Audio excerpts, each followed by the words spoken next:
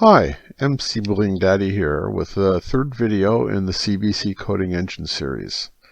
We're going to take a look at the next elements in the coding engine I've developed, designed to assist in creating high-level programming code in Minecraft using console commands in command blocks for automation.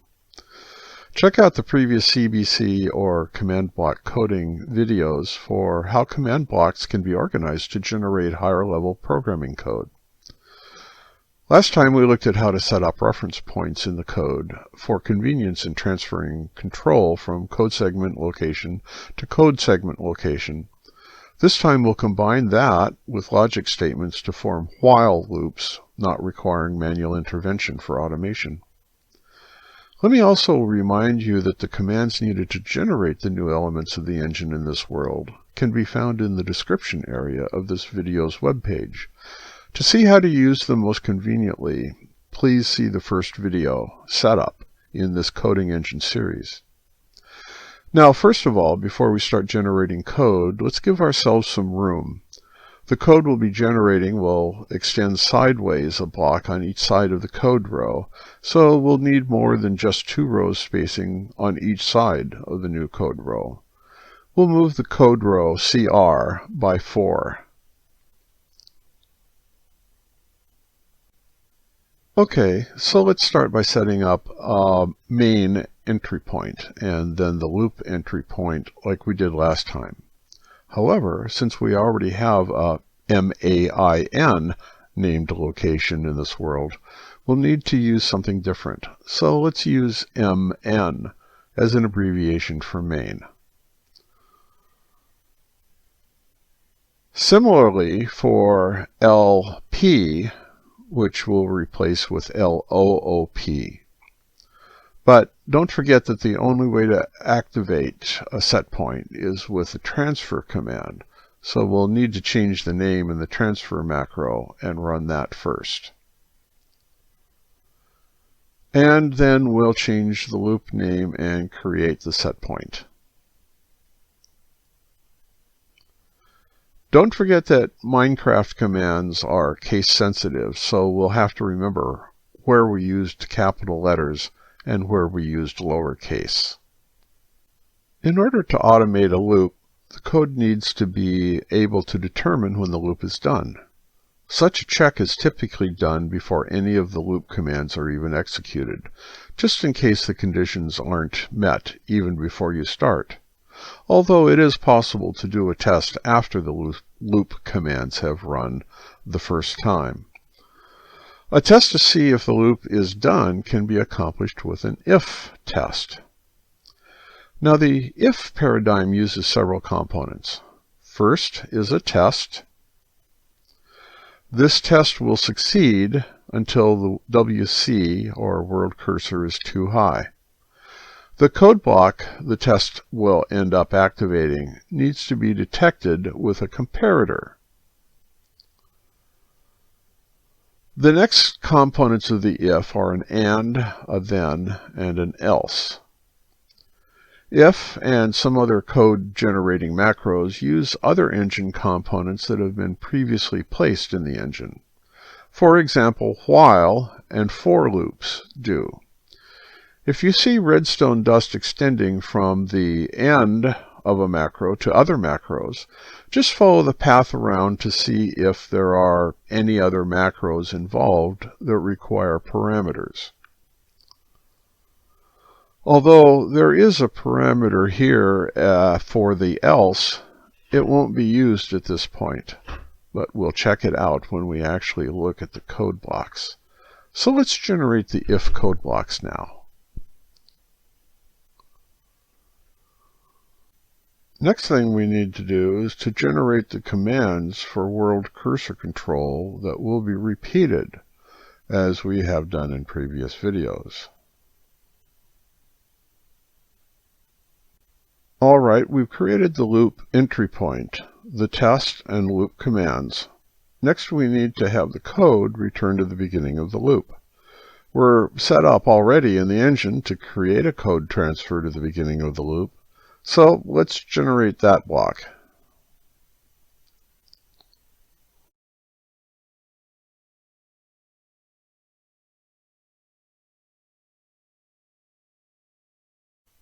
Okay, let's go view the code. Here's the main entry point.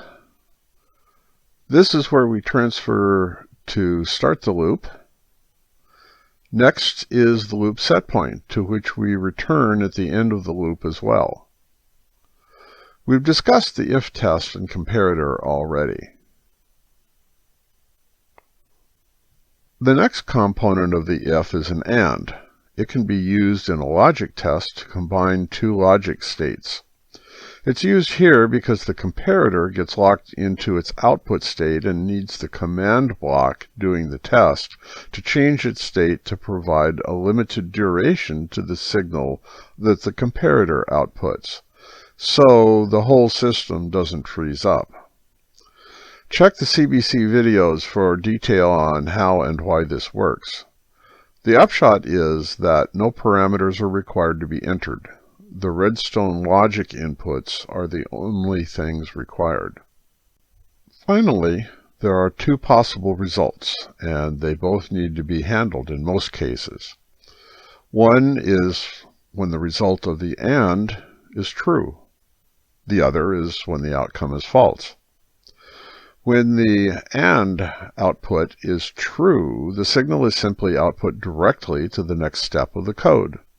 No extra processing is needed. That's the function of the repeater that follows the AND. However, when the output is false, an extra processing step is needed to transmit an alternative signal to transfer code execution to an alternative location. For our initial demonstration of the if in our loop, we're going to ignore this alternative. We'll come back to it when we look at the while functionality though. But again, no external parameters are needed, only the redstone signals themselves. Check the CBC video if you have additional questions. Here are the world commands: set gravel, raise WC. And finally, we arrive at the transfer back to the loop origin. Let's start executing. We'll set a redstone torch at main, just like a transfer command would. And you'll note that the loop ends when WC reaches the desired height. Right, so let's finish up with the while functionality. We've been through most of this loop creation already though, so we'll speed up the code creation here to save some time. However, the new stuff will slow back down to make things clearer. But before we do that, let's first give ourselves some more room, an additional 4 rows. And again, we should set an entry point. We'll name it WMN for while main. Now in reality, we've already been introduced to the while functionality because it uses the transfer, set point, and if macros we've already looked at. We'll see that as we follow the redstone dust through each of them too. One conceptual difference, though, is that the while is actually only part of the full loop functionality. It's only the head of the loop. There are sections of the while to place transfer and set point command blocks, as we used at the start of the loop we previously finished creating and testing. Additionally, the while uses the if and then else functionalities. Basically, it uses all the functionalities that we just used separately to generate the start of a fully functional finite loop.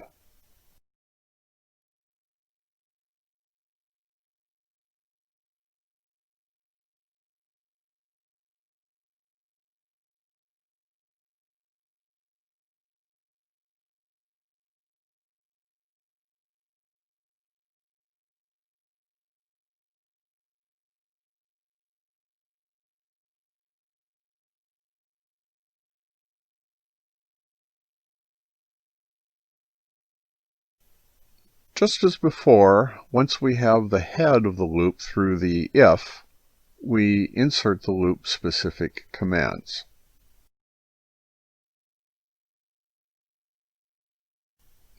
Finally, we put in the tail of the loop, the transfer back to the head of the loop, as well as the final set point for the else transfer to transfer execution to when the loop is done.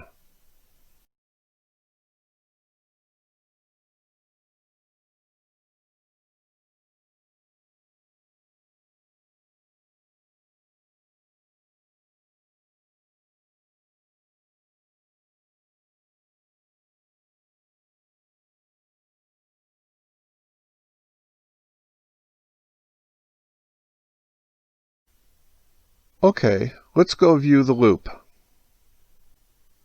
We've seen the use of main, transfer, and set point before, but let's review the if and then else again. We'll need to change the height in the test command block because the WC is already at the previously set height. This also points out the fact that parameters that are set in the code can always be changed. The function of the code engine is only to set the structure of the code, e.g., for example, by setting up the sequence of command blocks needed for loops. Parameters are not set in stone. The one thing that can be changed but is difficult is to rename a named minecart. So try to get that right in the engine. This time around, the else functionality will be used. It is a transfer to the loop end set point. This is the recommended protocol to exit the loop when it is finished. Now we've seen and used the loop commands, as well as the transfer back to the start of the loop. But the one thing that is different is that we have placed an exit point for the loop. So let's start the loop and see how it works. When the test for WC height fails, the comparator will change to a 0 level output. That will cause the else to fire, in turn causing a transfer of control to the loop end. So note that the comparator remains active all the way through the loop repeats. It's the test command block that activates, then deactivates the and so the output of the lower redstone torch. Then, when the test fails, the else, output through the upper redstone torch, activates the transfer command block to go to the end of the loop. Well, that's about it for this segment. Next time we'll start looking at variables, and especially their use in loops. Hope you'll join me. Thanks for watching.